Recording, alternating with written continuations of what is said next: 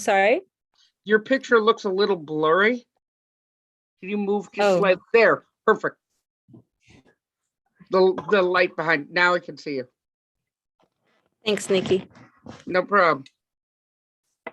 I just wanted to make sure everyone could see you.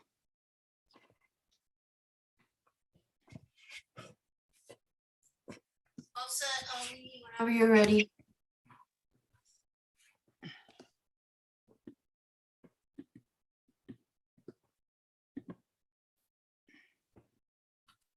Good evening, everybody. I'm going to call this special meeting of the Board of Education to order. And I'll start us out tonight by reading the motion and then opening us up for discussion. And I'm sorry, y'all, I'm going to go back and forth between board docs and Zoom, so I can't see you all when I reference the agenda. Where's Xavier? I saw him, but I can't see any of you right now. So, all right. Discussion and action item. Referendum 2021 design assist mechanical, electrical, plumbing, fire protection. I move that the Board of Education approve an award to construction manager Findoff for design assist pre-construction services MEPFP using 2020 referendum funds. Can I get a second?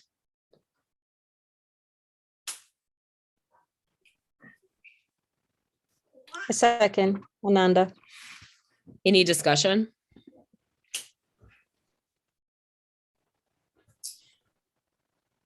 Yeah, I didn't know if we were waiting for Savion or not because I didn't want to not include him, but otherwise, yes. My apologies, y'all. I thought Savian had popped Here in he on. comes. Here he comes. Okay. I didn't want to start without him. I appreciate that consideration, Board Member Vandermeulen, and I will recognize you as the first person who's going to speak to the motion. Perfect. I'm just waiting for him to get on. All right, I'll start. But basically, my issue comes down to this. When I see zeros in certain specific areas as an attorney on contracts where there are three companies, two fill it out and one lists the cost as zero or doesn't fill it out, my first thought is what's behind there? What's not being included? And often I've seen things added late. I've seen that things can be added to other parts of construction later because someone didn't include it. That's happened in other districts as well. I worry about that. My other problem is I feel that policy 5001 is notoriously unclear.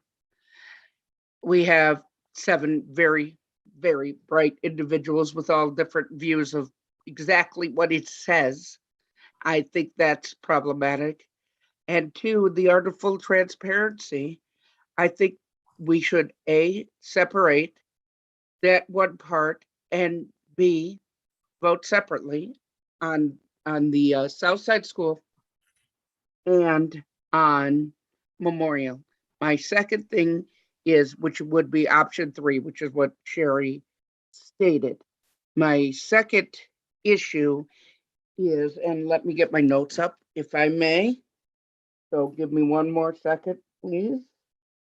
I didn't have my note up. And I'm getting there. Is it? My second problem is the clarity and transparency of the whole situation. I don't know if it is. I don't see this as labor versus non-labor, union versus non-union. That's not what I'm looking at. What I'm looking at is there's a 15 to 19% discrepancy. And what I'm looking at is there are a lot of blank numbers. And there's an 81-page proposal that I'm still going through that I was thrilled to get the perspective yesterday, the entire scope, but that's a lot to go through. I just want to make sure that I am doing the best with our taxpayer dollars, and I'm not sure we are.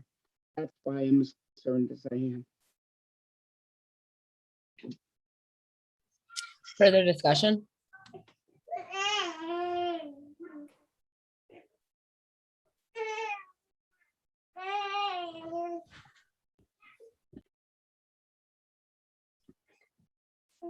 Board Member Carusi?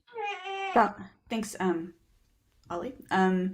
I would echo the desire to perhaps amend this and separate out the three schools. I feel the urgency to pass this motion for La Follette because the bid process is coming up very soon and we need to act. We need to make sure we stay on time. I'm not feeling the same sense of urgency to pass these pre-construction services payments for Memorial and for the Southside Elementary School because the more questions I ask, the more red flags I see in these two proposals. There's a pretty large discrepancy in costs.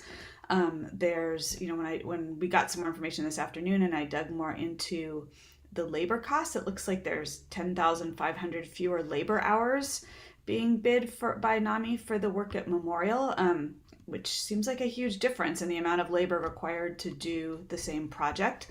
The more I see those red flags, it doesn't mean that NAMI's bid isn't the best bid. It just means that I have more questions that I would like answered before I go ahead and approve this funding, which I assume takes the company awarded the funding down a path to get their proposal and their bid funded later.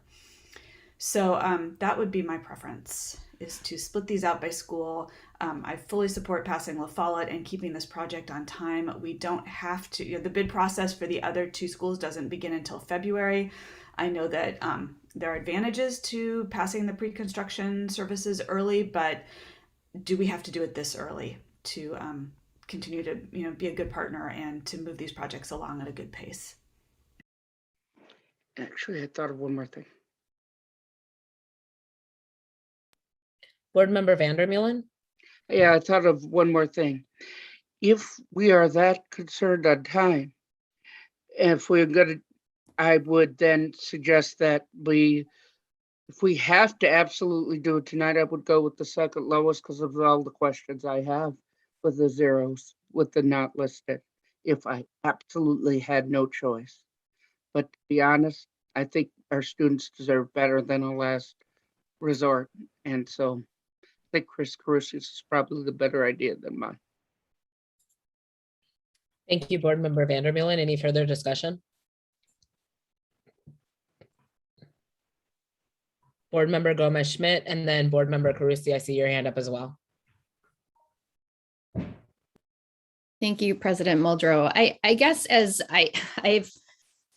all of you have learned a lot about Design Assist over the last 2 to 3 days, and learned a lot about the different options that we have here and actually what we're trying to decide.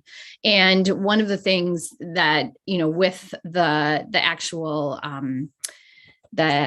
motion that was put forward, we are approving Findorf as the construction manager for this. I think the confusion is that there's all these subcontracts under here that we are approving due to our policy 5,000, right? That kicks into place that we have to approve these amounts. And so I'm a little curious why the motion isn't about us approving the subcontracts and it's about us approving Findorf as the construction manager. So I guess I don't know if Mike could jump on here or Sherry could jump on and sort of explain this a little bit better to us. And then my second question again, and I appreciate all the information that has been given to us and the time you have taken to help us understand this process better.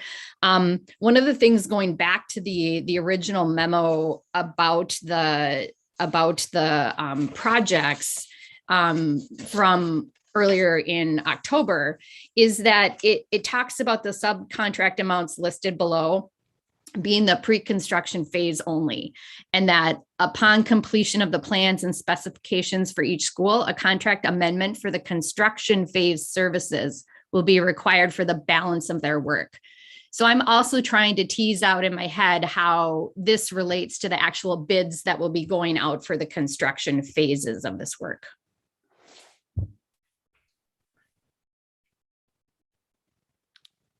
Thanks for your questions, Board Member Schmidt. I will attempt to answer both of them. And joining us is Aaron Zutz of Findorf, who's our construction manager. So he's here to help answer any process questions if those are there. So the first question is more or less, why was the consent submitted asking to increase Findorf's contract for bringing on these subs versus writing a consent asking to approve these subs, and that's what the motion is.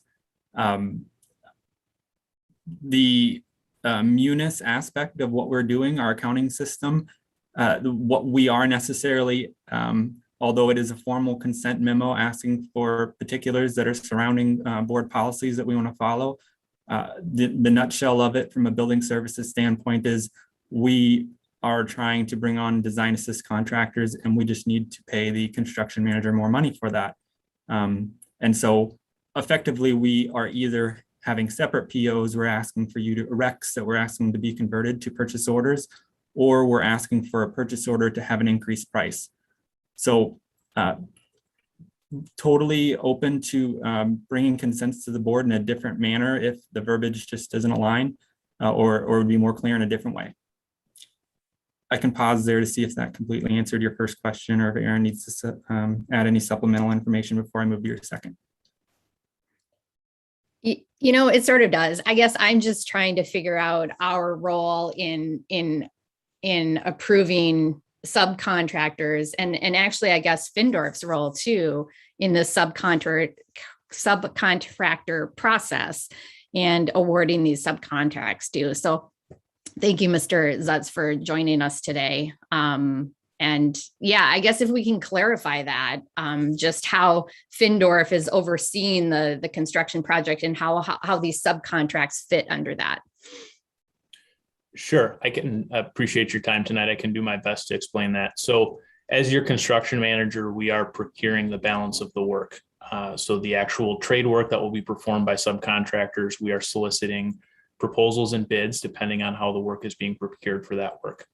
As our contract relates to the Madison Metropolitan School District, we need to get a change order for the cost of that work to be added to our contract, since our contract does not currently include the value of that work. As part of our contract requirements, we also need to present you with a list of subcontractors. Now, how that list is approved within, or reviewed rather, I should say, within the Madison Metropolitan School District, I would defer to Mike and the board policy. But with respect to our contract, we owe you a list that you have the option of reviewing with respect to subcontractors. And there are some dates and timelines associated with that as well.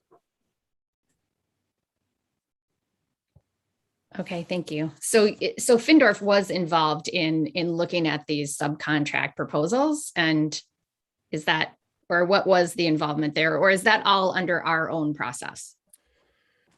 Sure. So with respect to the entire procurement process, and I would kind of cast a broader umbrella on this whole process, we have walked through with the operations folks the different methods and the benefits and also the potential shortcomings of different procurement methods. So as these meetings have focused on, those methods have generally revolved around either lump sum bidding or the design assist process that we're spending a bit more time talking about tonight. Mm-hmm. So as part of that, we have gone through that. The district ultimately has elected the processes to use for different scopes. And as part of that, we have facilitated those processes by developing the RFPs, reviewing them with the district, issuing the RFPs, reviewing proposals, and reviewing the district selection decisions with them as well. Okay, thanks. That helps to know how you've been involved in the process. I guess, Mike, back to the question, and maybe I'll ask this broader question too. How, like, are the vendors that we're choosing for the design assist, or the contractors that we're choosing for the design assist, automatically going to get the construction bids that we put out at a later date? Correct. That is correct. So these the different methods that you could choose to perform design assist could be just for pricing and field investigations, or it could be that those contractors will also be the installing contractors. And the way that we've gone about this, they will be the installing contractors, such that all of their design assist work is, I think I used the term on Monday, or the expression jumping in the pool. So we're not concerned about their workload. And as Aaron has put, from a Findorf standpoint, they are just interested in facilitating the process that works best for MMSD. So amongst our building services team, we decided that this design assist method and allowing them to be the installing contractors is the best value for the district. Okay, thank you. And I guess, to my fellow board members, I'm just interested to hear. I'm really interested in process, in trying to figure out if we followed the process that we set out, if we're following policy 5,000 in the way that this work was done and in the decisions that were made, because I think that's really important to figure this out and go forward. That's all the questions I have right now. Thank you. Thank you, Board Member Gorma-Schmidt. Board Member Carusi. Thank you so much for those clarifications. They're really helpful. So, knowing that the design assist bids will lead to, those vendors becoming our construction vendors, I'm just really concerned that the lower costs that we're seeing in these design assist bids may not translate into lower costs when we get the actual bids because of the huge discrepancies. Almost 20% at Memorial, thousands and thousands of hours difference in labor. For that reason, I would actually like to put an amendment on the table to begin with La Follette and vote on the La Follette design assist separately. So I will just read that and we'll see where it goes. So my amendment is, I move that the Board of Education approve an award to construction manager Findorf for design assist pre-construction services, MEPFP, at La Follette High School using 2020 referendum funds. Okay. Second, Nikki Vandermeulen.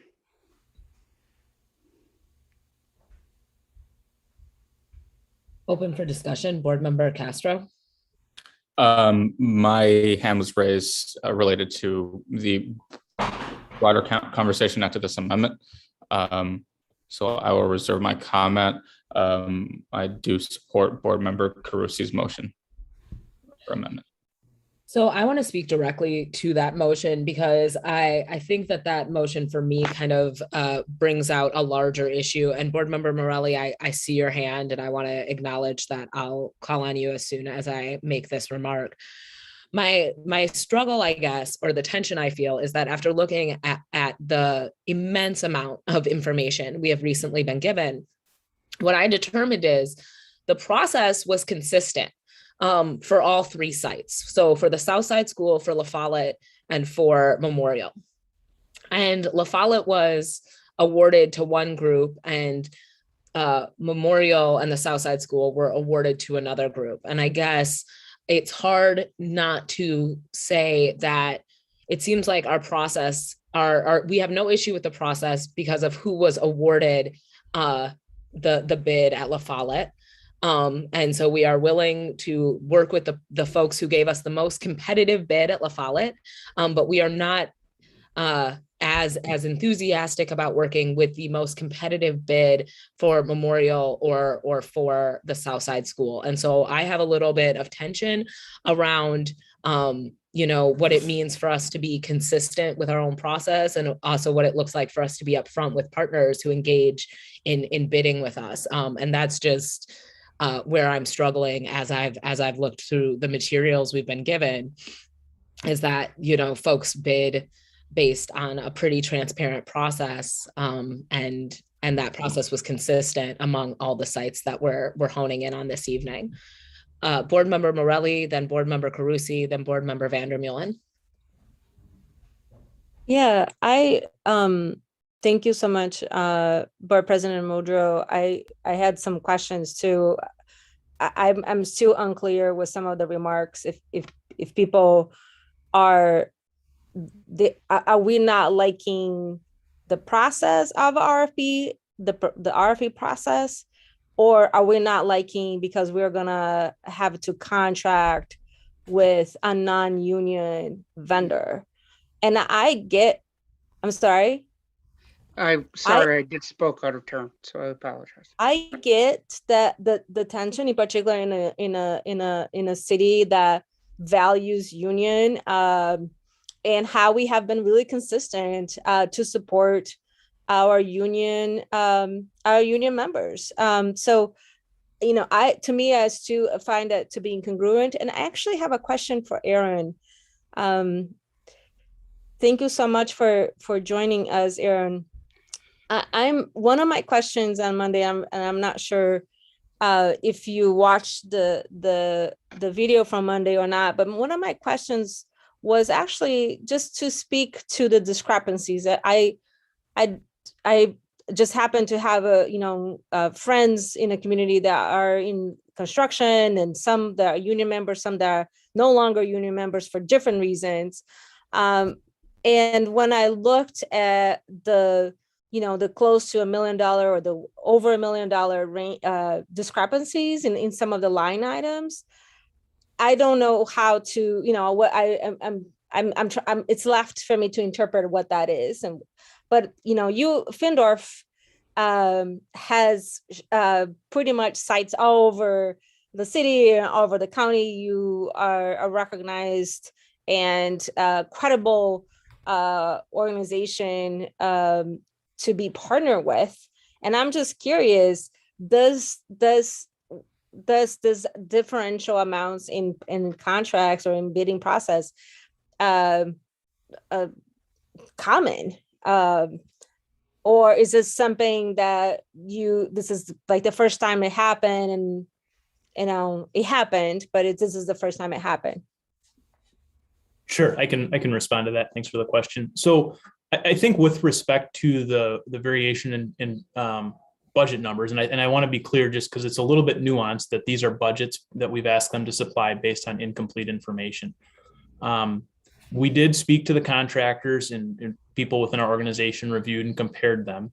And in general, based on this level of information, we believe they're pretty comparable. And when we look at budgets or proposals or bids, certainly the more if information and definition there is, the less of a spread we would expect. And so we're soliciting budget numbers that are based off of incomplete information. And so certainly there is going to be some changes within all these budgets as the design progress. Based on our review, I don't believe that the scopes that we're currently discussing, that there is any more risk of a change in budget than the other scopes that we've discussed. If I can add, with respect to the RFP and the way this has been conducted in the past, particularly within other districts in Dane County and abroad, this is the reason that we use an RFP for this process, because we don't have complete information. This is the reason that, a budget carries a certain amount of weight generally, and that there's also fees and rates that govern what the contractor can get reimbursed for within the actual guaranteed maximum price that will ultimately be executed. Yeah, thank you for such a complete way to answer. I had some feelings that you knew very specifically how to answer this question, so I really appreciate. I had a question also around the other thing that I noticed. It was particular line items that showed the largest discrepancies, and it was the one of the HVAC. So is there anything else that you wouldn't mind adding to that aspect? And as someone that, I understand bidding process and I understand that component, I really appreciate you speaking to also how this is the best estimate. So if you don't mind speaking to that. And then what usually, and I know that we have securities around if they're saying that it's going to cost $400,000 and end up costing 800,000 or whatever, that there's measurements to address that. Can you speak to those two things, please? Sure, I can answer the first question, or the second question first, excuse me. So I believe the question is basically what risk mitigation practices would be in place to prevent the budget from going up significantly. So we ultimately have to issue them a guaranteed maximum price, and that's part of what the request is. We're requesting for the pre-construction services only. The balance of their budget would come back with the rest of the bids, and that's when that would be incorporated, and the request would be to incorporate that into Findorf's contract. We certainly understand that the district, as a part of a referendum, has a fixed amount of money, and so we're not in a position to issue them a guaranteed maximum price for an amount that would exceed the referendum. So essentially, they are incentivized to work towards us and work towards that budget because they understand that there aren't additional funds and a guaranteed maximum price won't be executed that would exceed the overall budget. Is that a sufficient answer for the second question? Yeah, thank you. And you were going to answer the other one? Yeah, and then for the first part, I think Mike talked to this a little bit on Monday, that different contractors approach different lines differently. And so we kind of see a combination of things. Contractors may put different items that may overlap between different buckets, and they may allocate those budgets differently. And then they may have just different approaches to the contract, or the contract documents, in terms of where they believe that the design will develop to. I would say that all of the HVAC contractors that proposed on these scopes have significant schoolwork. They're very experienced contractors that have done a lot of schoolwork in Dane County. And so that also plays a little bit into how we evaluate the budgets and also the scoring criteria that was set forth for them. So we're relying a little bit on their experience, but we're also going through reviewing the budgets and trying to decipher where some of those discrepancies are. And I believe the kind of synopsis from that evaluation on our end was that they were complete. They were different, but they were complete. Yeah, thank you so much. And I really appreciate you emphasizing that. I did hear Mike, and I was satisfied with my answer on Monday, Mike. I just wanted to, since you were here, and to have an opportunity to also weigh in the same question. And I didn't hear incongruency on how you were answering that. I didn't hear doubt on, how both of you answered the same question. I think one of the things that my concern in this conversation is that we could potentially implicitly be saying that the next bidding process or next RFP process that we engage in, that we just want unions to bid. And I'm concerned about that, because we put bids out for lots of different things. And we also hold contracts with a lot of partners that are not unionized, right? The YWCA are not unionized. The Briar Patch is not unionized. Operation First Stars, they're not, like, so many of our partners are not unionized organizations. So I'm having a bit of a concern about how we are handling this matter at this point, and what people could implicitly assume based on this conversation. Thank you so much, President Muldrow. Thank you, Board Member Morelli. Board Member Carusi, I saw your hand, and then Board Member Vandermeulen, I saw your hand as well. Thank you, President Muldrow. So Ananda, I think you asked a good question, which was, what don't we like about this process? And I think my answer to that would be that I just don't like being rushed to make a decision based on incomplete information. This isn't, to me, a verdict on any of the companies that have submitted bids. It's more that I would like to be able to make a decision when our companies have bid on more complete information. And in the case of Southside and Memorial, I think we have time to wait for that information to be more complete before we make a final decision. So that's my thinking. I have this amendment on the table. However we act on it, if it were to pass, my inclination would be to table the other two schools and to ask for a better analysis and possibly to wait until we have more complete budget information before we make a final decision about those proposals and bids. So just to let you know where I'm thinking in terms of the full process here, this isn't about rejecting two schools and approving one to me. This is about approving one where we're on a tight timeline and maybe pausing until we have better information for the other two. Just a point of order. I did not hear a second for your motion. I Chris. did. No, I there's two seconded. seconds. I seconded, okay. Go so did Board Member Vandermillen, so it's still on the floor. Chris, I want to make sure you're done with your remarks and your explanations. I very much appreciate you speaking to your amendment. Board Member Vandermillen, and then Board Member Castro, I see your hand. Yes, Ananda and I must think alike because I also spoke with a construction friend of mine as well. And my biggest thing is not union versus non-union for once in my life. It actually is policy. And as an attorney, policy means everything. And very simply, my argument is as follows. Can we find out why there is a 550,000 differences between one of our writers also wrote in, why is there a difference in mechanical contracts of $550,000? Are we doing the same work? I don't know. I don't know enough. And that worries me. The HVAC, I worry about. I don't want to send a signal union versus non. What I want to send is that our kids deserve the best.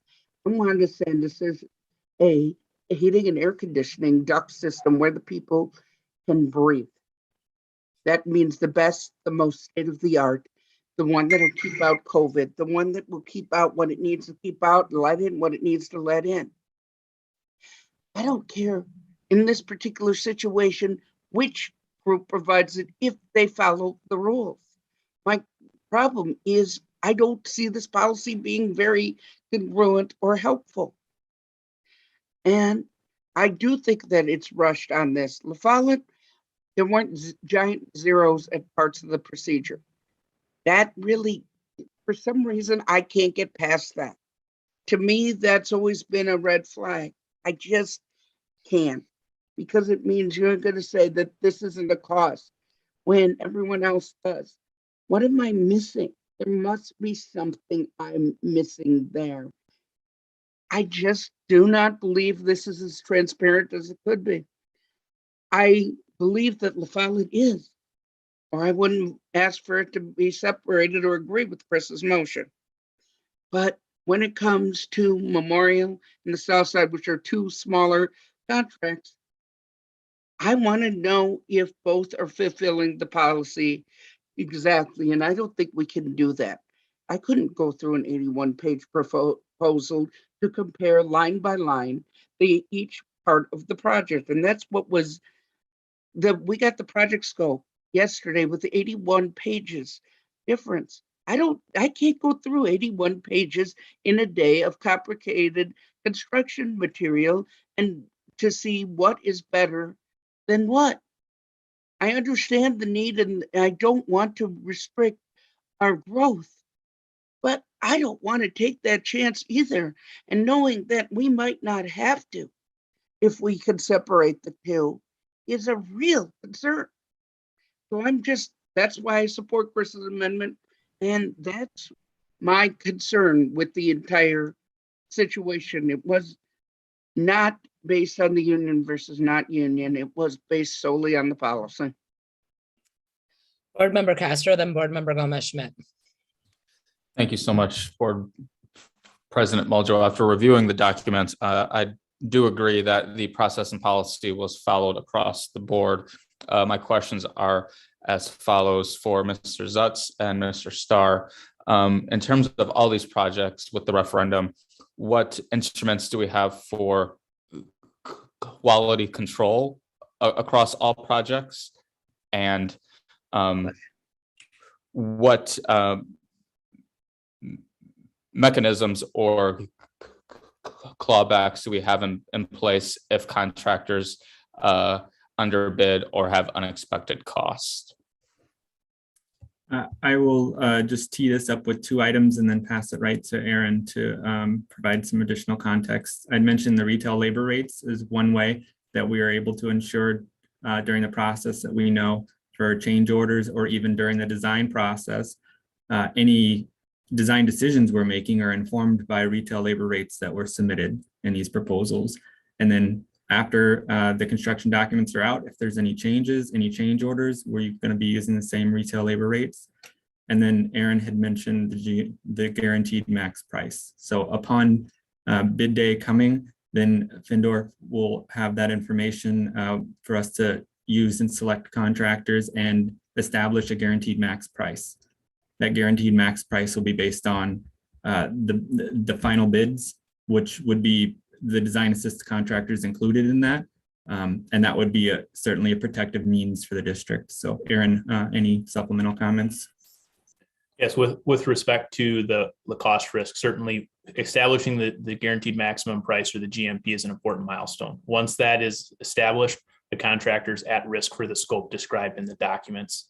And then with respect to quality, so the district has hired Findorf as a construction manager, which will have subcontractors underneath us doing the work. Separately, the district has hired an architect who has consultants under them doing the design. The architect will complete the plans and specification that dictate the materials and the way that the materials are installed. And so regardless of who the subcontractor is, they will be held to the standards set forth in the plans and the specifications that dictate what materials have to be installed and how. Got it. Thank you. And then just a few follow-ups. So with that retail price you're talking about, that is reflective of the dynamics of the market. So for example, I know that some commodities like aluminum or glass have been in shortage lately. And so that's reflective of, the day-to-day market dynamics. So I can answer on that. So as part of the RFP, labor rates were solicited. So those labor rates are fixed. And then a fee on top of all of their reimbursable costs was set. The reimbursable cost, which would include materials, equipment, that sort of thing, have not been finalized. So those costs would be passed through to the district through the subcontractor plus their markup. To mitigate the risk for inflation, there is contingency that's currently being held, which is in line with not having complete documents and also the lack of certainty without having complete documents of exactly where the scope is along with materials. So there's contingencies that are in place to help mitigate those risks. Got it. Thank you. And then final 2 questions. In your experience, are there any delays in project work? Because, when we campaigned on this referendum, we did make a hard date guarantee that the school would open by August 2023. In your experience, when a contractor underbids or faces unexpected costs, are there any delays in work in terms of trying to cover those costs? And then 2, with relation to the amendment currently on the floor, waiting to act on the projects, the Southside and Memorial, what does that do to the work timeline? I'll make one comment and then again pass it to Aaron with respect to the timeline. So we, as required by the board policy, they have bid bonds and performance bonds. So if for whatever reason they have submitted bids that we find don't meet the RFP requirements, the request for proposal requirements, we have that bid bond to assist, as well as we have a performance bond. So with our construction manager, licensed architect, engineers, and of course the MMSD building services team will be tracking and confirming, and we have that performance bond that we can use to be sure that they're meeting their requirements. Leave Aaron to talk to any more on that, and then otherwise, what would be the impact of the projects if we were to separate them out? Yeah, so a couple of things, just clarification on the bonding, that with respect to where we're at right now, that wouldn't really come into play. That would come into play later. And so that's just to clarify that. With respect to lead times, the biggest thing that we're seeing right now, and I think most people are aware of this, really has to do primarily with material and equipment. HVAC, electrical, plumbing, certainly some of those specialty things can have very long lead times. So from what we're seeing, schedule delays would primarily be a function of when materials are released. We haven't seen as much on the labor side. So with that in mind, we are managing it closely. The phasing of this project does create some challenges. And so, getting contracts or contractors, monitoring those right now and looking ahead to be thoughtful, asking the questions, which we're discussing with all of the partners who are on board is, do we need to look at releasing boilers now so that we can hit the work next summer? We have a staggered bid line for all these projects, but all 4 high schools are starting next summer. We need materials for all 4 high schools next summer. So whereas there is some stagger there, there's also a similar concern and a bit of an urgency. It's hard to put a finger on exactly everything right now, but certainly we can say that releasing contractors material earlier is better. And so across the board, not just with respect to the RFPs, we're trying to get everything teed up and be very cognizant of that.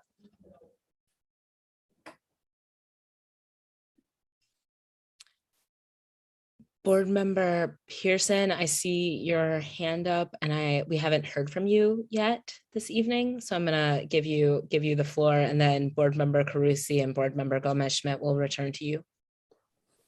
Yeah, thank you, Board President Mildred. Hopefully you all can hear me.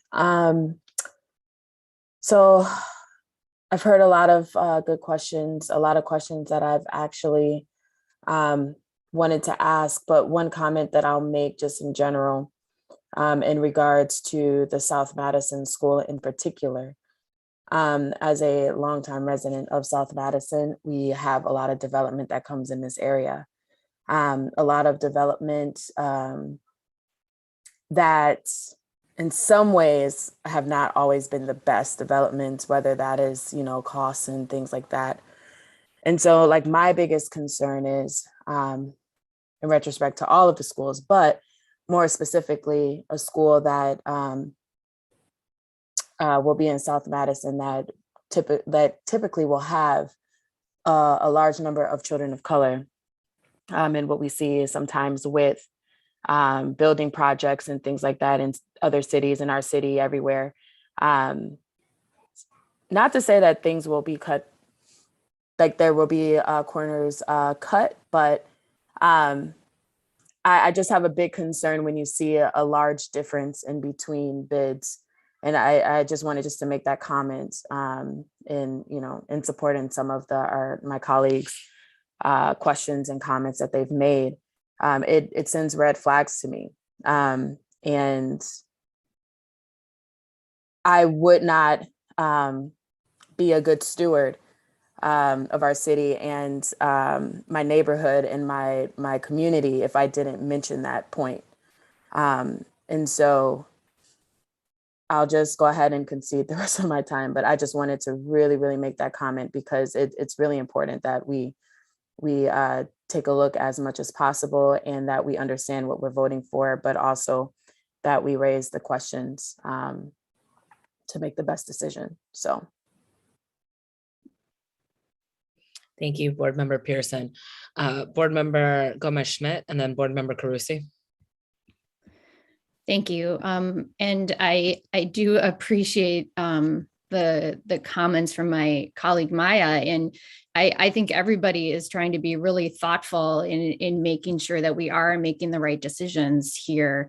And I'm just trying again to go back to policy and what is our level of decision making, right? Were the policies followed when we, issued these subcontract RFPs? And, looking at our policy 5000 isn't really written to cover this design assist process. And I think if we want to be thoughtful about that in the future, we can go back and we can revise this policy and take a really clear look at what we wanted to say.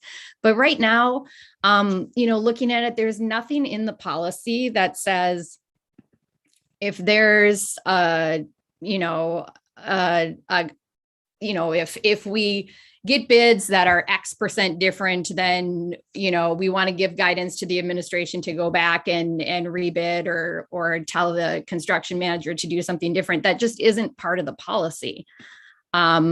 And so I think we need to, consider that, was the policy followed? And I agree with the red flags that other people are seeing, but I am relying on our experts, which are our administration, Findorf, our construction manager, and our architects to manage this process.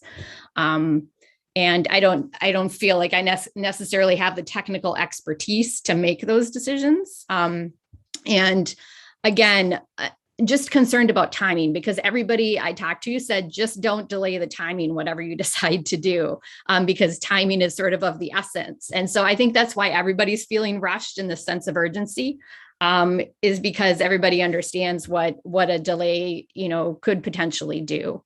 And so that's just kind of where I'm at. Again, I guess I would like to understand better what the suggestions are for going forward if we do not approve the memorial in the Southside one today. What do we do with that?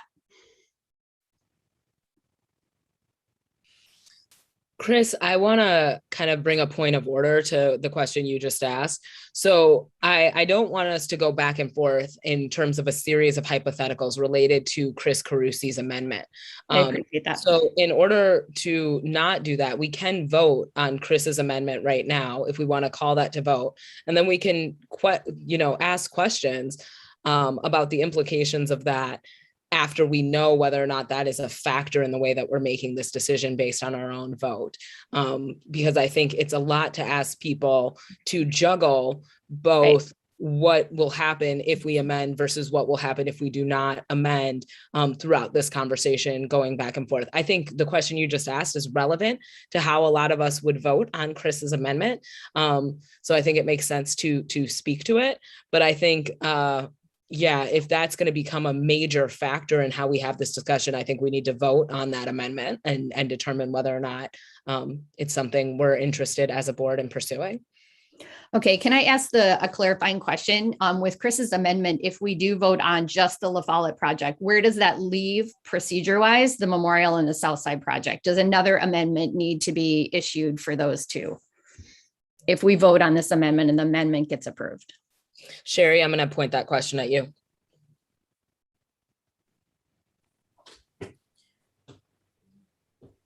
Good evening, everyone. I think then the board would have to give some direction as to when they would like to table this to.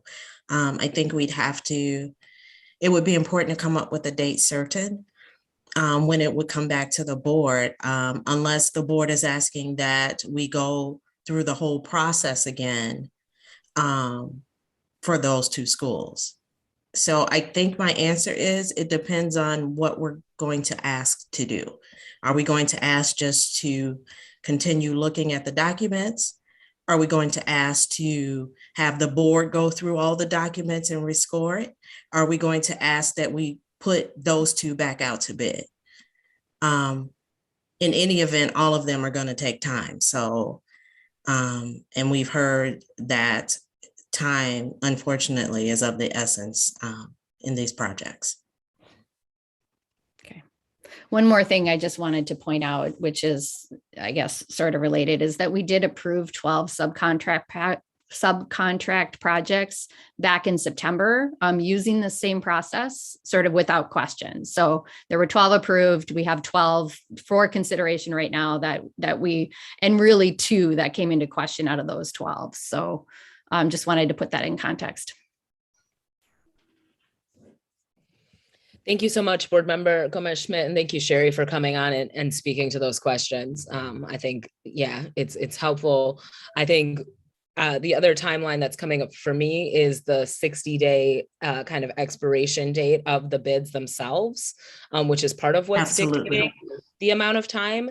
I want to ask specifically before we move on, if we go over that 60 days, and I think we are pretty close to that today, like right now, we are getting really close to that 60-day limit as I understand it, but that could be a misunderstanding. So one, how much time do we have left in that 60-day window?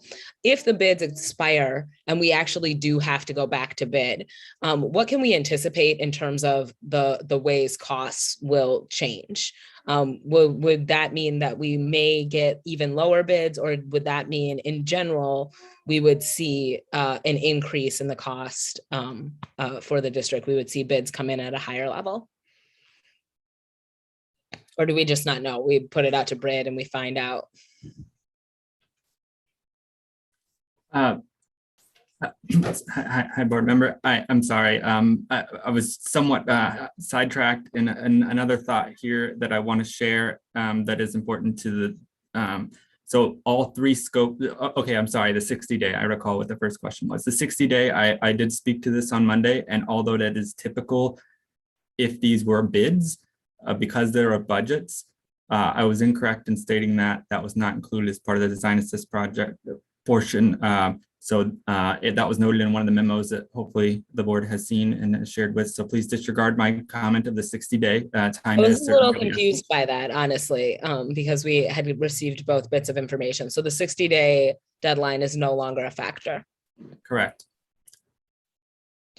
The second piece that I would just like to put in here to make sure that the group is aware is the way that the RFP went out was that contractors can propose on scopes that they would like to do. So some contractors, for instance, mechanical contractors, can propose on mechanical and plumbing scopes. So they may have proposed on multiple scopes. In the proposals, if you flip, you'll see there's a cover sheet, I believe, in there, or at least it's contained within the document for each. They tell us in there how many scopes that they would indeed be able to perform. So for instance, on this case, if you went to the next lowest budget number, if the board had decided, for instance, that all of these scopes, the next closest is 1901 Inc., and all three would be the considered, they've told us in their proposal that two mechanical scopes is all that they have the capacity to do. So I want to make sure that the board is aware of that.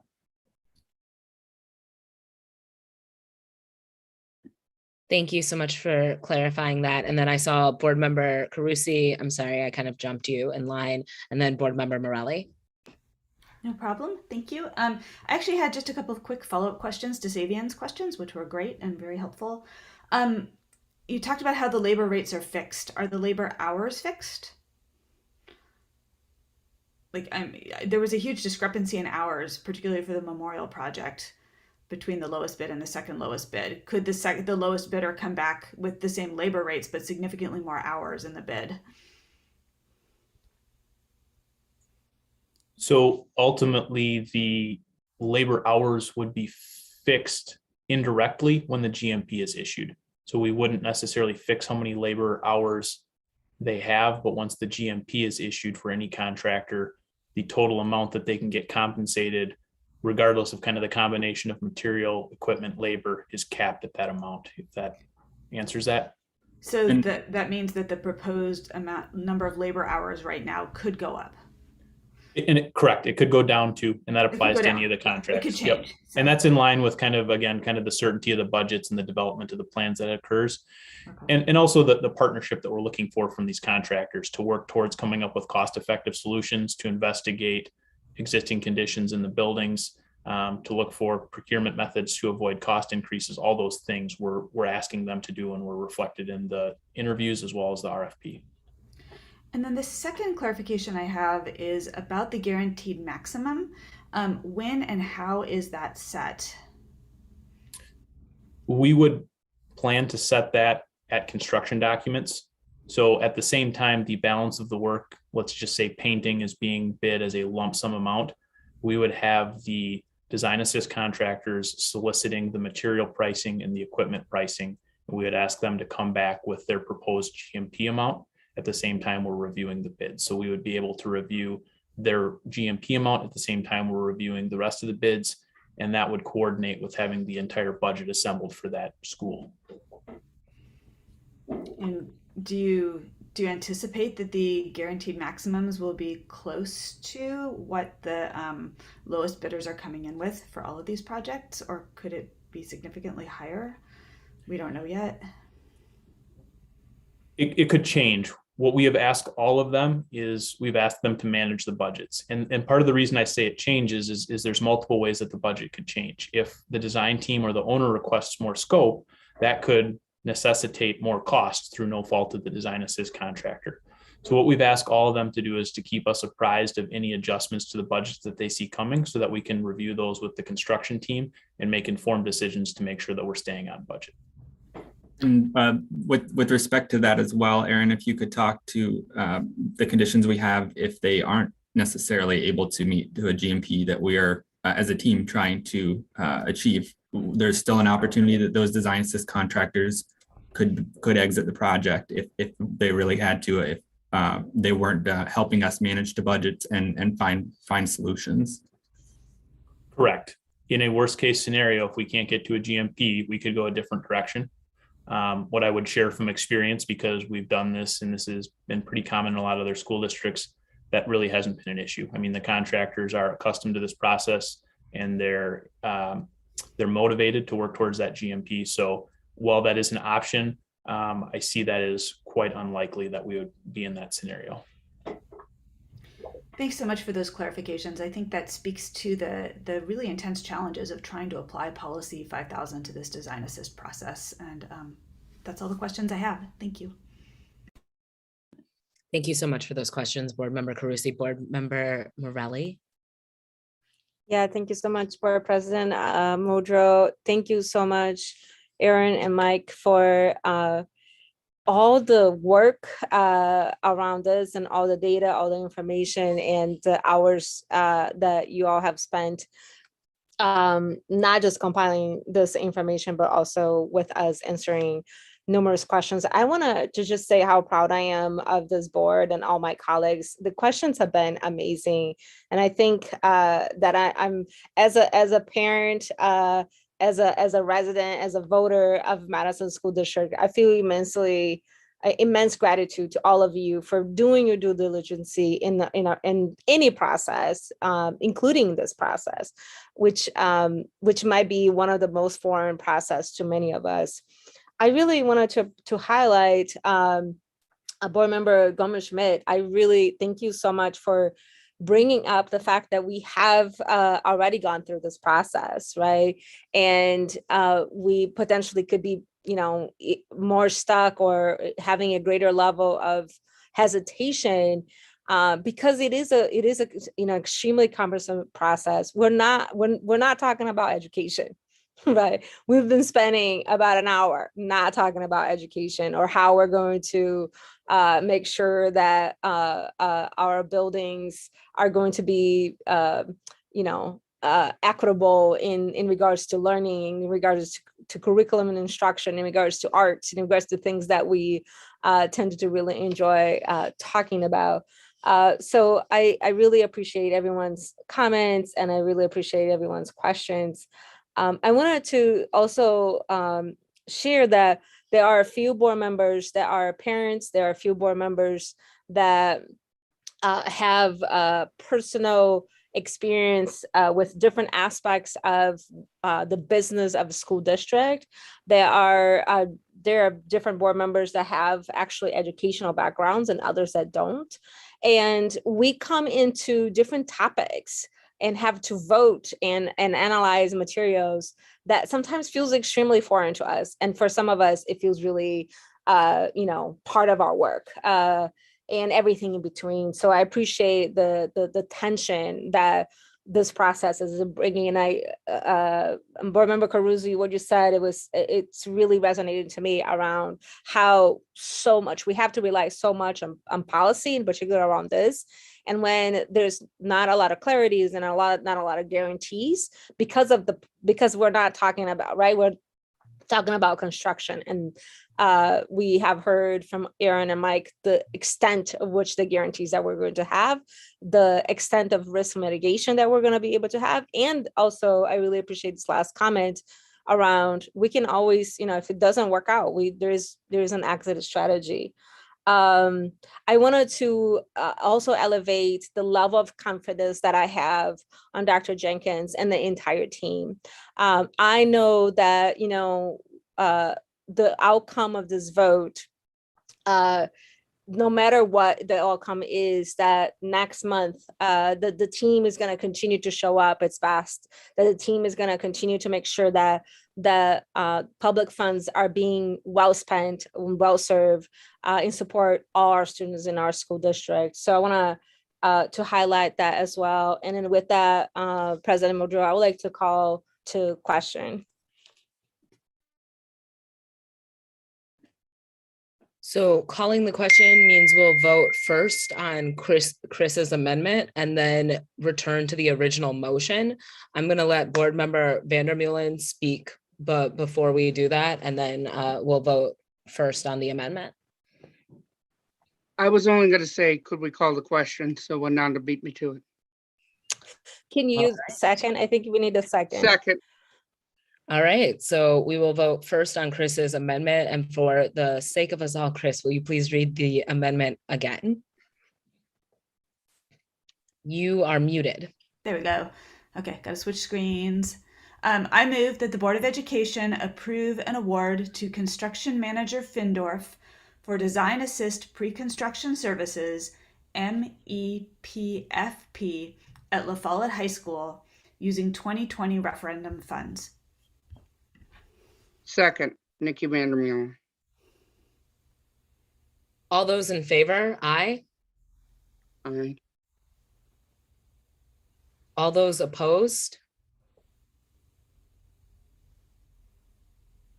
Motion fails. Any abstentions? All right, motion fails 4-2 with 1 abstention. I'm gonna go back and read the original motion. Give me just a second, y'all. I move that the Board of Education approve an award to construction manager Findorf for design assist pre-construction services, MEPFP, using 2020 referendum funds. Good.